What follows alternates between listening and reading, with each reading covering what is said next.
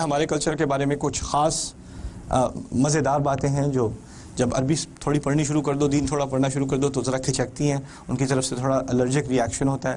تو میں ان میں سے ایک بات آپ کو بتا دوں.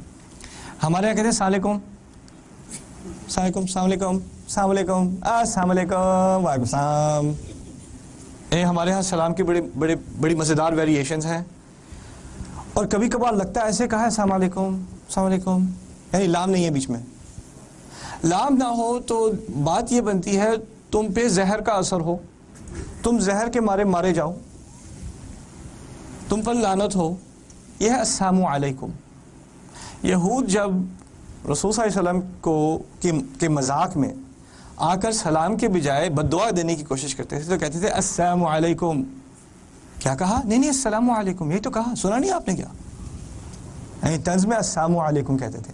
پھر ایک دفعہ عائشہ رضی اللہ تعالیٰ عنہ کو غصہ آ گیا تو انہوں نے کہہ دیا وعلیکم السلام ولعنت اللہ، تم پر بھی سلام ہو، اللہ کی لعنت ہو.